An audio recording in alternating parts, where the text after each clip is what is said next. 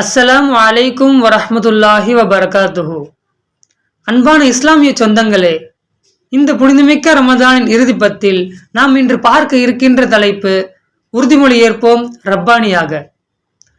அன்பானவர்களே, இந்த ரப்பானி என்கிற வார்த்தைக்கு நாம் அர்த்தங்கள் தேடினால் ரப்பை சார்ந்தவர்கள், ரப்போடு தொடர்பிலே இருப்பவர்கள், ரப்போடு தொடர்பிலே இருந்து கொண்டு அதிலிருந்து அடிப்பிரலாமல் அதிலே நிலைத்து நிற்பவர்கள் என்றெல்லாம் அதற்கு அர்த்தம் சாடுகிறார்கள்.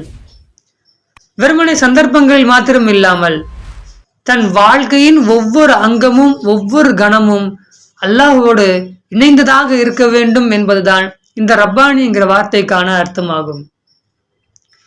அல்லாஹ் தன் திருமறையில் கூறுகின்றான், ஃபத்குரூனி அஸ்குருக்கும் என்கின்றான், நீங்கள் என்னை நினைவு கூறுங்கள் என்கின்றான்.